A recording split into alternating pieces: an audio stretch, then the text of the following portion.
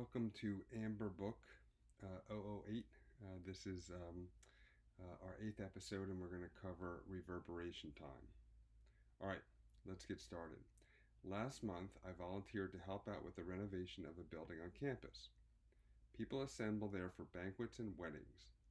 The operators of the space field regular complaints of excessive reverberance. For instance, at a banquet, a dean is recognizing faculty who have won teaching awards, and each syllable of the dean's speech seems to linger in the air too long, interfering with the next syllable and its intelligibility before the next syllable is uttered. How much extra sound absorbing material in square feet should be added to move this room to a 1000 hertz reverberation time of 0.4 seconds for improved speech intelligibility? Given, I measured the existing reverberation time to be 0.73 seconds. So we started with 0.73. We're trying to get down to 0.4 for our reverberation time, and that's at 1000 hertz. The sound absorption coefficient of the absorbing material the client chose, measured at 1000 hertz is 0.95. I measured the total surface area of all the surfaces in the room to be 4,365 square feet. I measured the total volume of the room to be 11,619 cubic feet. And you can assume that the absorbing material will replace gypsum board, which itself has a sound absorption coefficient at 1000 hertz of 0.04. And to solve this, you're going to need some formulas. Now, this is a true story, as you might have been able to pick up by the tone of the question. This just happened last month. This is the room. It's at the horticulture garden on campus, and they were complaining of excessive reverberance. And I don't know, I've probably done 20 or more pro bono projects for the university, and this is one too. So I brought my little loudspeaker in here, and I had my little microphone, and I had my son because it was a quarantine, and this is the client, and we made some noise and took some measurements, and we found that the reverberation time in the room as it was right now was 0.73 seconds that was given. And so they understand just kind of intuitively or from their own experience that the room is too reverberant, and they understand that that to address it, one of the ways to address it, probably the most common way, because it's hard to make the room smaller, is to add sound absorbing material to some of the surfaces in the room. And you can see doing that basically means replacing some of the gypsum board with maybe panels of maybe typically glass fiber, something like that. So what's someone to do? So you'll remember from the Amber book, those of you guys who have used it, that this was an experiment I did where we went onto a grass airstrip, and we were kind of looking at sound as it moves across. In this case, it moves across a grass airstrip, and you can see the speed of sound. So that's the speed of sound in real time. I don't know if it's showing up because of the internet connection, I'm not sure if it's showing up smoothly on your computer, but it looks fantastic on mine. And so if we were to look at sound once we enclose it in a room, it moves outward in the same way, but it's going to reflect off of surfaces. And again, it depends on your internet connection as to whether or not this is coming out smoothly or not. And if we, instead of thinking of it as particles, if we kind of think of it as lines or rays, if we have a source right here and a receiver right here, we can just start running out rays, and knowing that the angle of reflection is equal to the angle of incidence, we can start bouncing those rays around the room between a source and a receiver, and we'll start to get a bunch of moments at the receiver, at your ears, at the receiver's ears, where the sound just kind of keeps coming. And the more surfaces it's hit, the more energy it's lost on average, and the softer surfaces that it's hit, the more energy that it's lost on average. So the sound will decay more quickly in a small room or a cluttered room where the mean free path of the sound is small, is short. And likewise, it will decay more quickly in a very absorbent room that's plush. So your velvet covered smoking lounge, the sound will die much more quickly. And you guys know this. A recording studio will sound much less reverberant. I'm in a different room than I normally am, and those of you guys who are longtime listeners will note that the room I'm in is likely more absorbent, less reverberant, and has therefore a lower reverberation time than the room I'm typically in. So I built this room just to kind of demonstrate it in the digital software called Ease. Sorry. This was built in Cat Acoustic, different software. So this is what sound would sound like in a free field, like if there's no surfaces around, like we're outside. In language, infinitely many words can be written with a small set of letters. And what you're hearing with that echo is actually it coming from my other device. And then a concrete room sounds like this. In language, infinitely many words can be written with a small set of letters. So what's happening there is and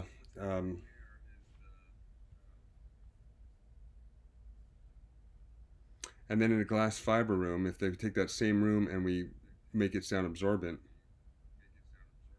In language, infinitely many words can be written with a small set of letters.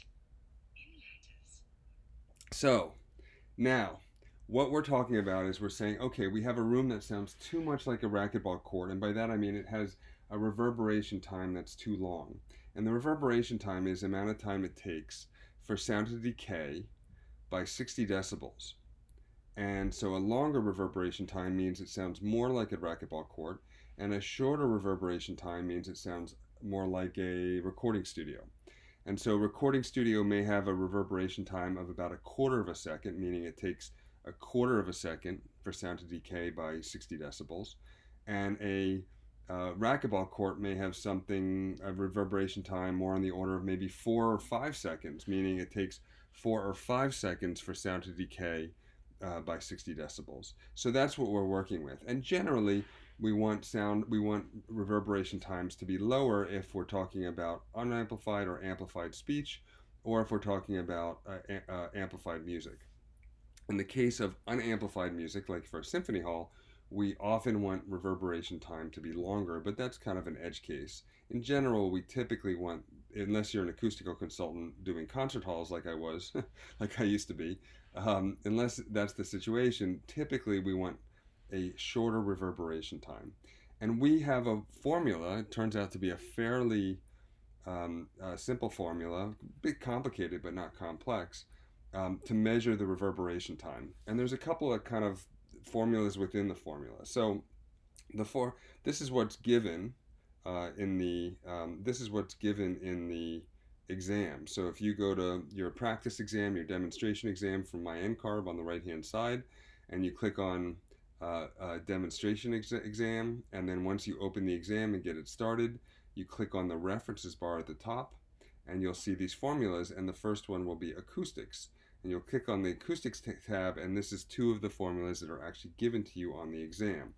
And it shows that A, which is the total absorption in Sabins, is equal to the sum of all of the smaller absorptions of each material. And so for each material, what we're going to do is we're going to take the absorption coefficient of the material, and we're going to multiply it by the area of the material. So what we're trying to calculate is, okay, how fuzzy is the room? How fluffy is the room? How much sound absorbing material in the room is there? If we had a room that was completely sound reflective, and we had an open window where none of the sound was bouncing back into the room, how big would that window be? That's what Sabins are.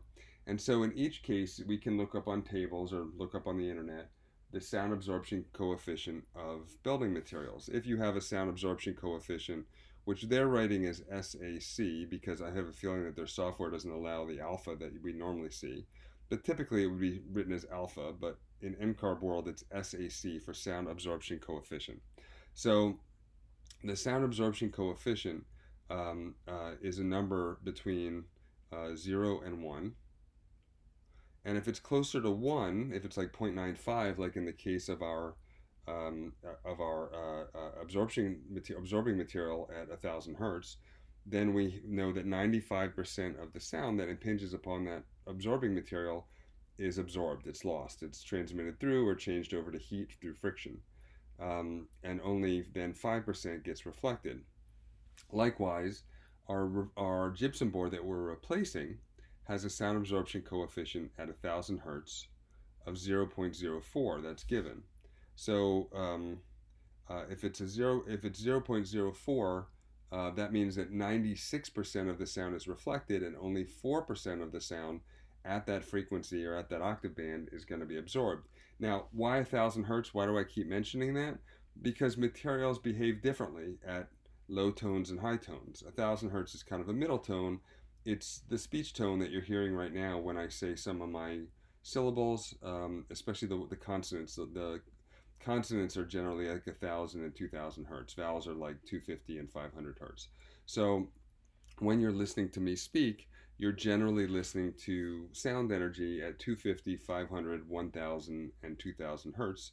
And we often, when we have a situation like this where it's pretty complicated and we don't have access to a spreadsheet, we'll give problems that look something like this. Now, to be sure, the problem I'm giving you is way more involved than anything you're likely to see on the exam. I mean, I suppose you could see one question like this out of the 600 or so in all the exams combined, but you have to remember that for each of these exam divisions, it works out to be about 2 minutes per question. That's how much time you have. And doing this for me, and I'm an acoustical consultant, doing this for me takes me more than 2 minutes. So there's no way that they would expect you to be able to finish something this involved in 2 minutes. So why did I assign it? Well, I assigned it because they may expect you to do smaller parts of this. And if you can do the whole thing and understand it, then you'll be in good shape. So my goal is never for, my goal is not really for things to look familiar to you when you're in the prometric. My goal is for things to look easy. I want it to look easy, not so much familiar. And frankly, I don't understand why other people promote their test prep as it looks just like the exam or it's very similar to the exam. If I'm training for a race, I don't want to train for the same distance that the race is. I want to train for something that's farther. I want something that's a little bit more difficult so that when I go to the exam, I'm like, oh, this is pretty easy. Going forward. All right. So we have some material, gypsum board, wood, carpet, glass fiber, velour drapes, glass. We have these different materials in the room and or in any room. And what we need to do to figure out the total absorption in a unit called Sabins, which has a great backstory that you may remember from the course, is we need to take the sound absorption coefficient of each material and multiply it by the surface area of that material. So if the gypsum board has a sound absorption coefficient, as we mentioned, of 0.04, and there are 1,000 square feet of gypsum board, then we would have 40 Sabins from the gypsum board, because we would multiply 0.04 times 1,000, we would get 40 Sabins. And we would add that to the area of the wood floor, say that was 2,000 square feet, and say that the sound absorption coefficient at 1,000 hertz of the wood floor is 0.10, something like that, probably. That would contribute 2,000 square feet times 0.1, which is 200 Sabins. So this would be 40 Sabins, and this would be 200 Sabins, and we would add the windows and the doors. Pretty much anything. I mean, we don't have to get down to light fixtures and grills and registers. Generally, anything that's bigger than a door, we should probably account for. So that will give us some total absorption. If we add all those up, we'll get some total absorption. Add all those up, we get a total absorption, which they're calling A. It's often called the room constant. They're not calling it that. It's a total sound absorption of the room. And so we can estimate our reverberation time with this formula. So that the reverberation time is equal to this constant 0.05 times the volume in cubic feet divided by the total absorption. Divided by the total absorption. Now, as always, don't ever just look at a formula like that and say, okay, that's just a bunch of symbols. Take the time. It is always worth it, even if you're in a hurry and the exam's coming up in 2 days, it is always worth looking at a formula like this and understanding, if you change A, how does that change B? If you change B, how does that change C? And so the reverberation time, which you remember is how racquetball court E it sounds, or how recording studio E it sounds, and that's going to be a number in seconds, is equal to this constant 0.05, that's always going to be there, times the size, the volume of the room. Now, the volume of the room doesn't mean how loud it is, it means the actual cubic feet in the room.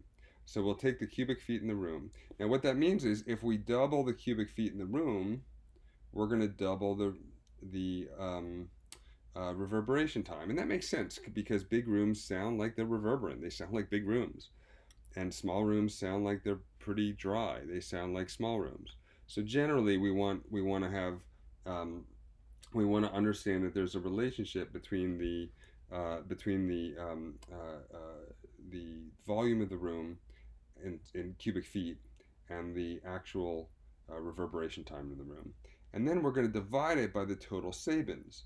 Now remember, the total Sabins is each material's surface area times each material's absorption coefficient, and we're going to add those all up. So if we have either more material in the room, like more furniture, or we have a softer material, plusher material, more absorbent material, and generally materials that you think are going to be sound absorbent are in fact sound absorbent, with the exception of carpet, which is not very sound absorbent, and people think it is.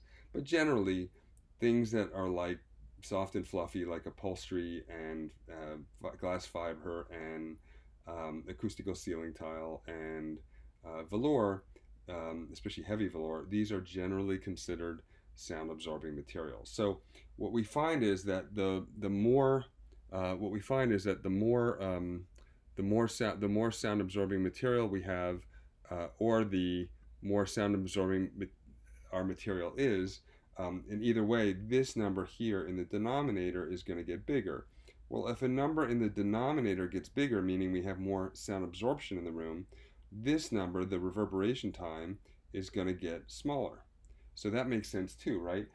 So the reverberation time varies directly with the size of the room, and inversely with how much sound absorbing material is in the room. All right, so if we say T1 is our existing condition and A1 is the total absorption in our existing condition, then we know that we started with 0.73 seconds. We had about 3/4 of a second, which actually is not that bad. I have seen much worse for banquet rooms like this.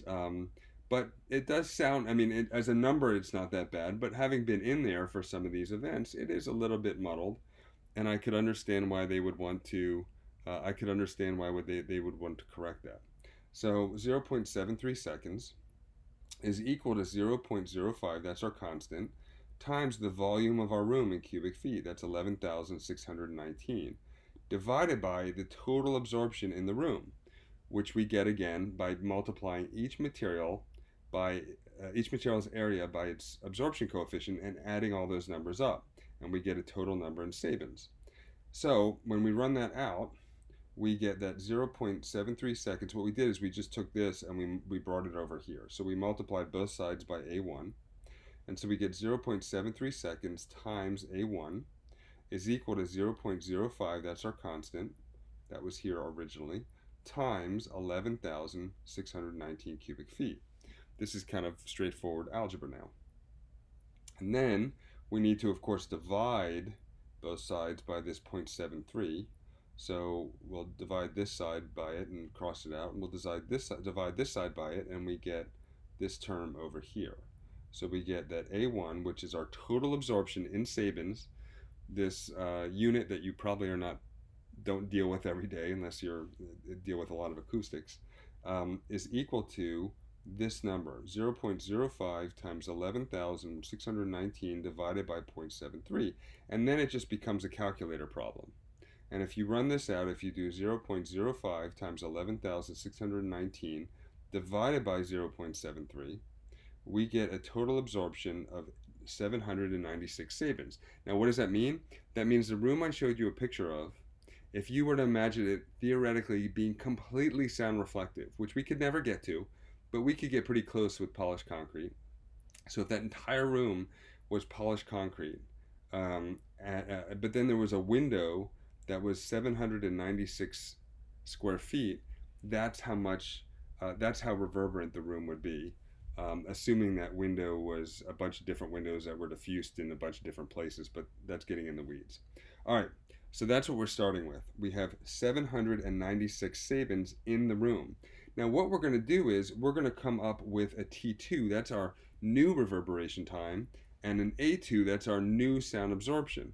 And so we started in our A1 with 796 Sabins, and that was for 7.73 seconds.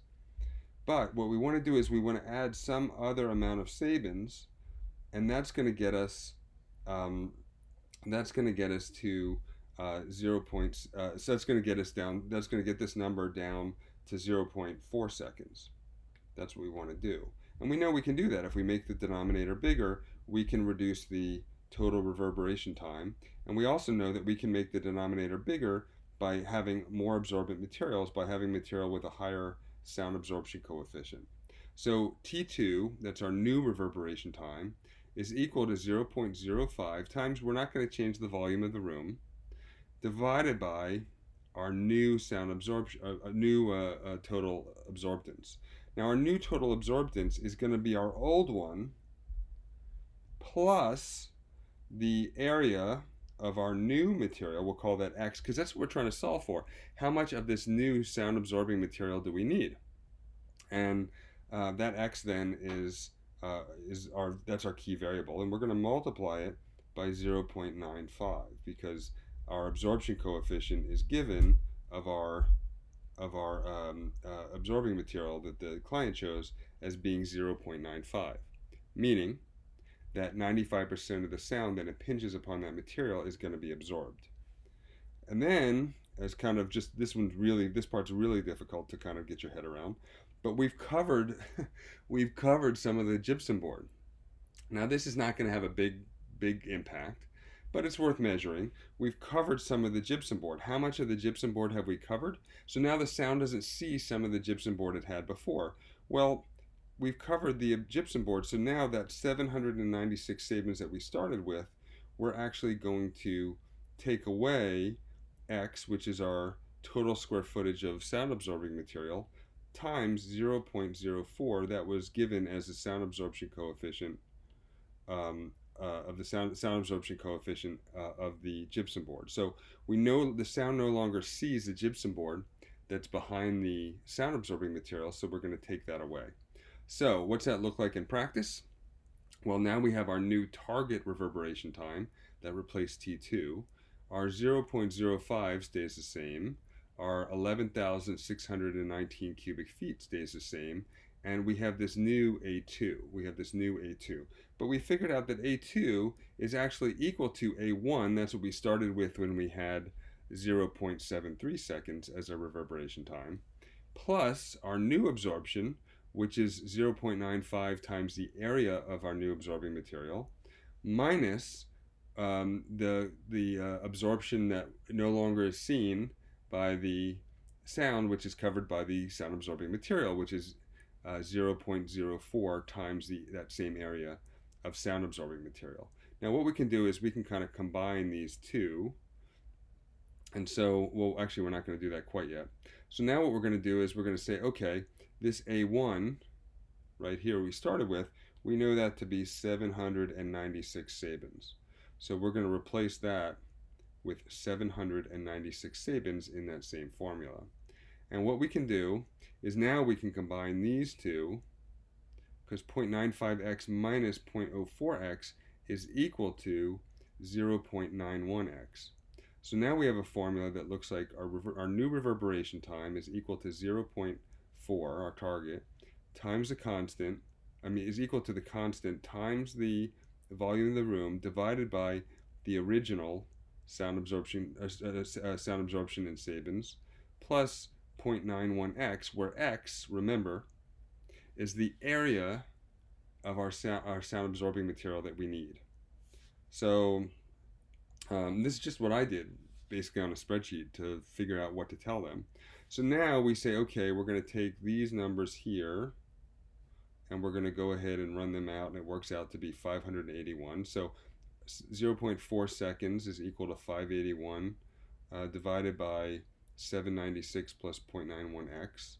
And it becomes an algebra exercise after this. We're going to take this and we're going to bring it up here and multiply it, both sides by it. So we get 0.4 times 796 plus 0.91x is equal to 581.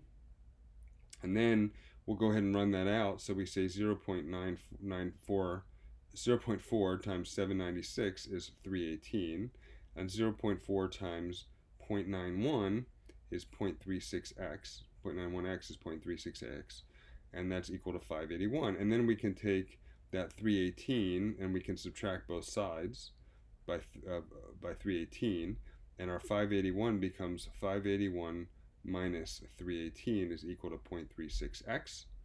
So that 581 minus 318 becomes 263. And we divide both sides by 0.36 and we get an x of 731. And importantly, what does 731 mean? It means we need 731 square feet of sound absorbing material to bring it from 0.73 seconds all the way down to 0.4 seconds. And by doing so, we can make it so that somebody in that banquet space is actually able to hear a little bit more clearly, actually much more clearly. I'll let you know after they, if they find the money and they put the sound absorbing material in. I'll let you know if we got to our target. Now, would it matter if it was 750? No, not in real life and not on the exam. So you could have made different assumptions in terms of rounding error. Rounding. You could have been rounding as you went or only rounding at the end, and it should work out fine, both in real life with this stuff. And the exam is designed when they do have a numeric question, which they don't, frankly, have many. But when they do have a numeric question, the exam is designed. The exam is designed so that if you hit a number that's within a reasonable error, it will tell you that it will count you as correct. And so if this is what the room looked like, and we have to add 800 square feet or 731 square foot of sound absorbing material, we want to generally put it on the upper portions of the side walls, the back wall, the side walls. This is where, for a whole host of reasons, it's probably the topic of a different 40 minutes of competence in terms of acoustic defects and acoustical geometry. I'm not going to get into that now, but know that the back wall is the issue often, and the area where we are most interested in adding sound absorbing material insofar as we're going to be adding sound absorbing material. And this is typically the back wall. All right. So there were actually a lot of really good questions last time. So I took one of the questions and I'm going to turn it into next week's question, which I'll get to in a second. But in our kind of segment where we answer questions from last week, I'm going to answer this one. So someone said, so the exterior doors are always rated? And the answer is no, they are not always rated. They should be rated if the exterior wall is rated. It needs a fire rating. But if the exterior wall does not need a fire rating, then the exterior doors do not need a fire rating. So how do we figure that out? Well, typically, if the wall needs a fire rating, the doors often, but not always, need a fire rating of 3/4 of the length of time. So we measure walls and fire ratings of like 3 hours or 2 hours or 4 hours or 1 hour. And the door typically for a 1 hour wall will be 3/4 of an hour. It'll be a 45-minute door. For a 2 hour wall, it'll typically be like an hour and a half door. And when I say door, I'm including the hardware. The hardware has to be rated. The frame has to be rated. Any vision lights so you can see the person on the other side of the door before you run into them, that has to be rated. Now, do they all have to be rated the same? In other words, do they all have to come from the same company in a pre-configured assembly? No, not usually. Um, Usually you can use company A's door and company B's frame and company C's hardware and company D's whatever. But sometimes if the door is only rated with specific hardware, then of course you'll need to use that specific hardware. So you have to figure out first, is the exterior wall rated? If it's not rated, the door does not have to be rated. Now, why would the exterior wall be rated? There are two reasons why the exterior wall might be rated. One is if it's a bearing wall. So if it's a load bearing wall, and depending on the type of construction, you'll remember these types of constructions go from most stringent to least stringent, and from most fire resistive to least fire resistive, going from left to right. So we have type 1 A and B, type 2 A and B, type 3 A and B, type 4 we can ignore for now, and we have type 5 A and B. Type 4, of course, is heavy timber. Most of you know that. So if we have a building that, by virtue of all the other tables we looked at, needs to be, say, type 2A, sorry, type, yeah, 2A, let's do 2A, then we know that an exterior wall, if it's bearing, if it's a curtain wall, this is not the case, but if it's a bearing wall, it has to be rated to 1 hour. If it's type 3B, then it has to be rated to 2 hours, and so forth. Now, we make doors in all kinds of ratings. Like I said, we have 3/4 of an hour, we have 20 minutes, we have 20-minute doors, 3/4 hour doors, we have hour and a half doors.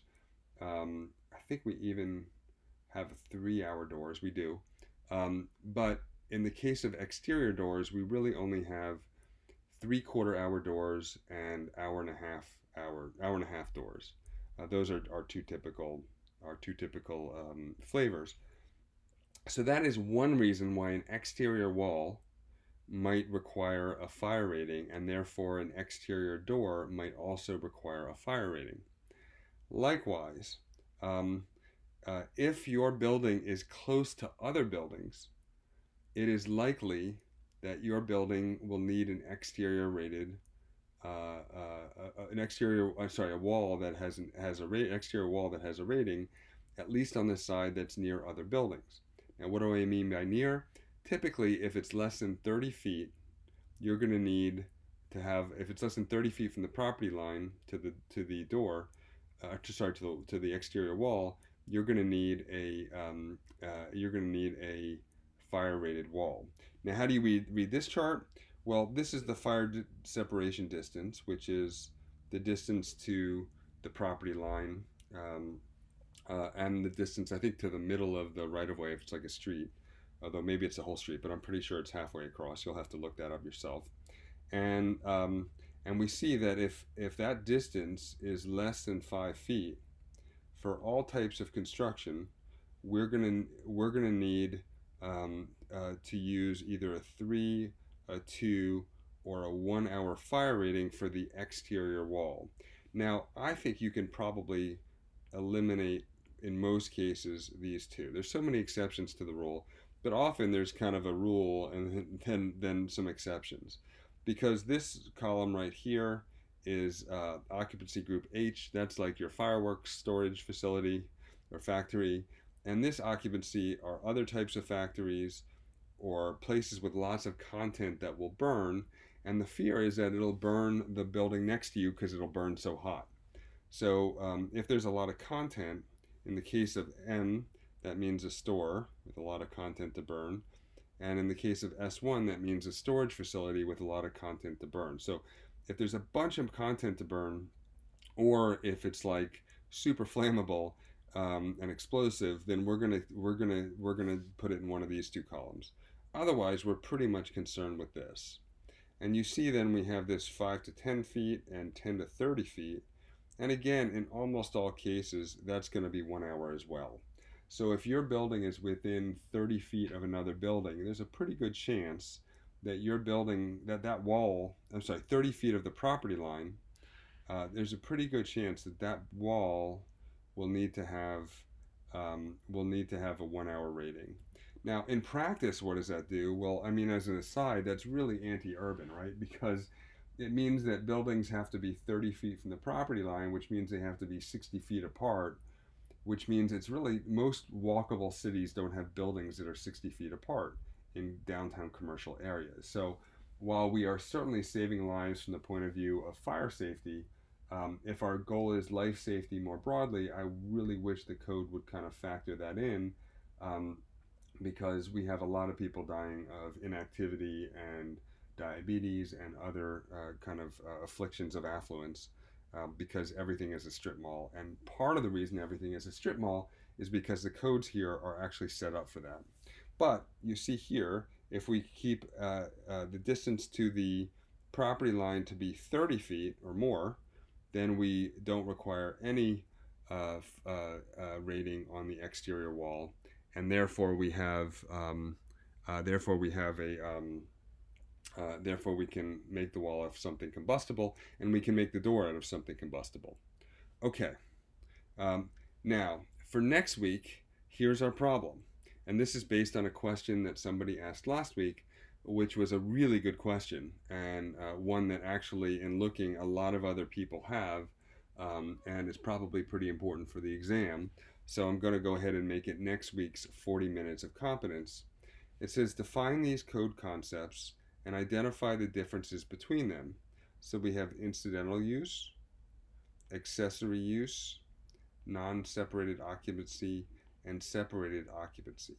So explain to us what those are. Feel free to Google, because in reality, you would often have well, even if you wouldn't have a case study to kind of rely on, I don't mind if you Google this, because if you don't know it already, it's going to take some Googling. Otherwise, why bother? Why bother to figure it out on your own? All right, that concludes this week's 40 minutes of competence. What I'm going to do is I'm going to take my normal 30 seconds or so to straighten out the audio so you guys can ask me questions. And in the meantime, if you want to get to work and get studying, I encourage you to leave us and go study. And if you want to ask me questions, hang around for a minute and I will get you all set up.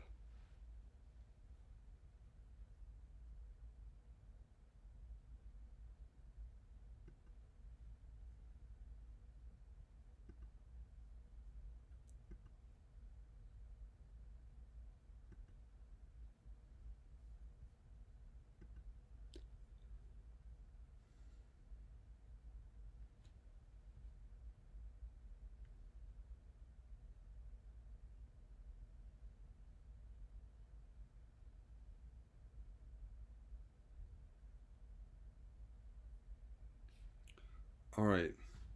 Can you hear me?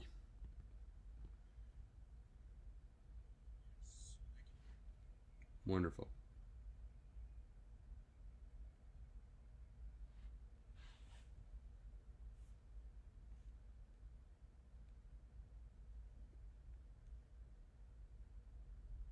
All right. Does anybody have a question?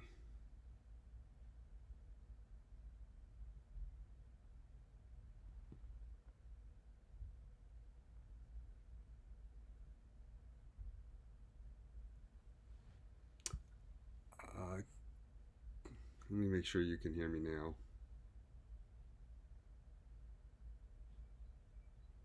I am going to assume that nobody has a question. And Hi, hey, I had a hi. My question is not related to any of these topics, that's but more fine. as to the Amber book. Yep. More as to the Amber book. Like, are you? I know that 31st was the date that you had, like the free month or free time sort of a thing. Are you extending that, or are you looking at 31st May? No, we're still going for the 31st. Our goal was never to provide a free Amber book to everyone for the entire time that the test centers were closed. Our goal rather was to say, okay, the testing centers are closed for everyone right now, and during that time, I just didn't think that all of the expense and all of the risk should fall to you guys. I want to take some of the risk, although not all of it, but some of the risk and some of the expense off of the folks who are studying, in large part because I wanted to incentivize folks to continue to study while they were on furlough or had a little bit more time perhaps during quarantine. But no, beginning on June 1st, if you and you should have gotten an email about this if you were a member, but if you were someone, some group of people need to opt out of the renewal, and some group of people, depending on when they signed up, need to opt into the renewal. And we will never ever take anyone's money who just forgot to click on a button. So don't worry if you forgot to click on a button and it's one day later. Just write us and we will happily refund your money. But that's the intent of the free. Actually, I have a question. First of all, thank you so much. This is very helpful. You're the welcome. question I have is, how can we get more exam question samples? For me, is really help me, like if I get more questions samples, so this way I can relate to text better than just reading the text. So is there any suggestion? How can I get more exam question samples? You mean through Amberbook, or you mean from other sources? Either way. Yeah, so the Amberbook is very helpful. Yeah, so Amberbook, the video, I mean, of course it's called Amberbook, but it's a video course, even though it's called a book. And the video course has something like maybe close to 1,000 now questions in it. Just today I uploaded, although we're having a little technical difficulty, but it works on some computers and not others, and we're going to figure this out. But I uploaded just today probably another, I don't know, 500 questions in flashcards. So there's plenty of content in the Amber Book. So if you've taken the Amber Book, you know my theory. The Amber Book was never intended to initiate studying. Amber Book is the studying. So with one source, most people should just do the Amber Book and then take all the exams. That's kind of how it was designed. But in terms of finding other sources, I really, other than Hyperfine, there's none I can really recommend as being good. Actually, Amber Book is fine. So the 500 question that I am member with Amber Book, and I'm beyond happy, and thank you so much for that. I rather to stay with one source, which is Amber Book for me. So the 500 that you upload is come to the Amber Book automatically? Yes. How does it... Yeah. So let me rephrase it. I'm not sure it's 500 because I don't remember the last. Like I'm always adding questions and then we dump a bunch of them in at a time. So maybe it's 250 or but it's something on the order of say 200 to 500. 500 is probably a little on the high end. And they are in the flashcards. So so the flashcard segments are now they're better, they're cleaner, and in the flashcards I can now put videos. We hired a developer and we made our own we couldn't find any good flashcard software, so we made our own flashcard. Right. We made our own flashcard software. That's what took a little while to upload all these, and so now we have a flashcard software that allows, like, you flip over the flashcard and sometimes there's actually a short video that explains it. And sometimes it's just, of course, text. And those are broken down by exam division. So there's a PA set of flashcards and so forth. So I don't know, there's probably a 150 or 200 per now flashcards per maybe 150 per exam division. Per subject, yes. Something like that. So if you have trouble opening them, then just let me know by email, and we're trying to figure out what the problem is for some computers. But my computer, for instance, has trouble with them, but other people's computers don't. I'm actually the only person I know who is having trouble right now with them.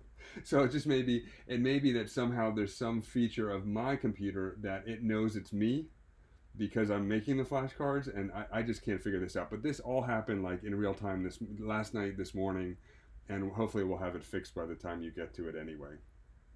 Okay, thank you so much. You're welcome. Yeah, I will never let I mean, until I'm dead, I will not let this course get stale. At some point, it'll get too long, and I'll have to eliminate some things that are not as important for the exam. But the test is always evolving, and so I'm always trying to evolve with it. It's very helpful. Thank you so much. Great. Do you know where on your website we can navigate to find the flashcards? Yes, in the bottom, on the left-hand side, there's all these different categories like systems and construction, and if you scroll all the way down to probably the second to last category, I think it's called study materials. Yes. And if you click on that, the first one I think is the Amber Book Panic Notes, and the second one is a link to the NCARB demonstration exam. But then the third, fourth, fifth, sixth, seventh, eighth ones are the links to the flashcards for each of these different divisions. I see them now. Thank you. Hi, Michael. Thank Hello. you for the presentation. I wanted to go back to the question for the reverberation calculation. I saw that you multiplied it by 0.4. Yeah. There was where you subtracted 0.04. What? Oh, 0.04, right? That's the hard. Right, that's the hard part. So this makes sense because it's what we started with, and this makes sense because it's what we added. And honestly, if you did not include this, you probably would have got an answer that was so close to our answer that it probably would have been fine anyway. But to be totally accurate, what we have to do is we have to say, well, so here some of the sound is coming in and bouncing off this gypsum board, right? Now, in this case, the gypsum board has a sound absorption coefficient, or they say it SAC, of 0.04. So only 4% of the sound gets absorbed, the rest gets reflected. Once we put sound absorbing material on it, now it's 0.95 is the sound absorption coefficient. So now we have 95% of the sound being absorbed. But what we don't have? We don't have the 0.04 that we used to have, because that's now behind the sound absorbing material. So you can imagine that if we had a sound absorbing material already on there that was, say, 0.94, and we replaced it with 0.95, then you can see how we wouldn't get much of an extra benefit, right? We barely made it better. So then you can see how it would be important to subtract the area of absorption of times 0.94 and then add the new area times 0.95. But in the case of the existing absorption coefficient is 0.04, we have to take away that area, all this area that we're now going to cover in sound absorbing material. We no longer have access to the modest amount of sound absorbing absorption that material gave to us. So that 0.004 is for that square area that's for the area that's now covered. That 0.04x is the sound absorption coefficient of the gypsum board we covered. Oh, you're saying where did I get that number? It's not here. Unfortunately, for some reason, when I copied and pasted, I didn't include it. But it was given in the original. You could look it up, of course. What's the absorption coefficient of gypsum board at 1,000 hertz? Okay. You could look that up in real life in a table or the internet. But it's actually given right here. So I can see why. You're like, where did that come from? Yes, that's where it came from. It was given in the original. But when I copied and pasted it in the corner, I didn't notice till I was just going through it today. I didn't notice that I had not copied that one little bit. Okay. All right. I thought it was just like some. Well. Yeah, you thought it was like a number. Yeah, I right. wanted to know where it came from. Yes, thank you for pointing that out. Anybody else? Thank you. All right. Well, good luck, and this concludes our reverberation time, and get cracking on those doors, and I will talk to you guys next time. Thanks, everybody. Thank you so much.